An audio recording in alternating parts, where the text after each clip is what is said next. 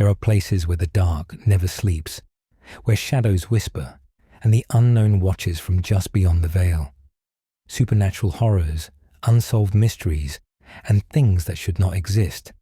Once you hear these stories, they may never leave you. Room 313. I never believed in curses, not really, until I spent a night in room 313. It was supposed to be a quick stop. I was on a road trip across the country, the kind of aimless, liberating journey you can only really take when you're young and stupid. I wasn't worried about plans or reservations. I figured I'd just find cheap motels wherever I ended up each night. That's how I stumbled across the Hollow Pines Inn. It sat just off a lonely stretch of highway, half hidden by towering pines and sagging telephone lines. The neon sign out front buzzed and flickered like it was on its last breath. But it was late, and I was exhausted. A bed was a bed.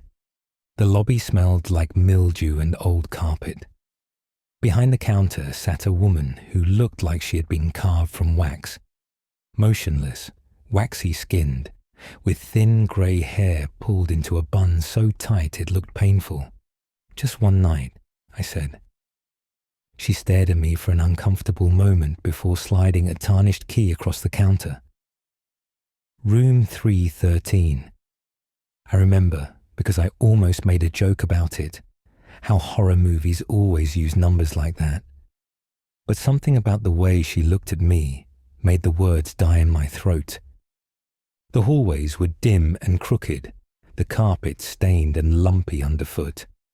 My footsteps echoed strangely, like the walls were too close together, squeezing sound into weird shapes. When I reached the door, the number 313 hung slightly askew. I fit the key into the lock and twisted. The door swung open with a long, low groan. The room was fine. Bare, ugly, but fine. A sagging double bed, a cracked dresser, a dusty old TV bolted to the wall. The window faced a dense wall of trees that pressed so close against the glass, it felt like they were trying to claw their way inside. I tossed my bag down, used the bathroom, and climbed into bed without bothering to change. Just one night, I told myself. I didn't even pull the covers up, just laid on top, staring at the water-stained ceiling. At first, the only sounds were the usual ones, the hum of the air conditioner, the distant whine of a semi-truck passing by. But sometime after midnight, the room went silent, dead silent. And then the tapping started, light, rhythmic, like fingernails against glass. Tap, tap, tap. I froze, heart beating so hard it felt like it was shaking the bed. It was coming from the window. I told myself it was a branch, just a tree branch blown by the wind. I almost believed it, until I remembered there was no wind. The air was still, thick and unmoving. I sat up slowly, every instinct in my body screaming at me not to look. But I did. There, just outside the window, was a hand. It was pale and gnarled, the fingers too long, the nails black and sharp. It tapped against the glass with precise, deliberate motions, like it was counting. I couldn't see a face, just the hand, moving in patterns. Tap, tap, tap. I stumbled back, nearly falling off the bed. My mind raced. Was it someone playing a prank?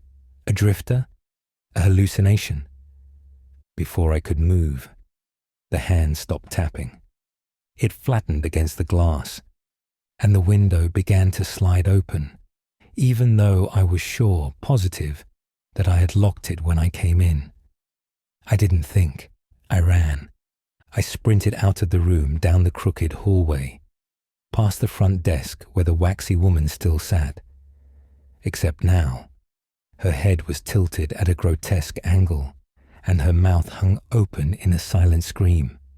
I didn't stop. I didn't look back. When I burst into the parking lot, The entire building behind me looked wrong, like it was breathing, pulsing, the walls bending inward like something massive and unseen was pressing down on it. I tore out of the lot in my car, speeding down the empty highway without even checking my mirrors. I drove until the sun came up, and I didn't stop until I was 3 states away. Later, when I finally pulled myself together enough to think, I tried to look up the Hollow Pines Inn. I couldn't find anything. No listings, no pictures, not even old records. It was like it had never existed. Sometimes, late at night, I dream of that hand tapping at my window. In the dream, it always finds a way in. And when I wake up, for a few terrifying seconds, I swear I can still hear it. Tap, tap, tap. Thanks for watching. If you enjoyed this story, please give the video a thumbs up and subscribe to our channel. Your support helps us create more content like this.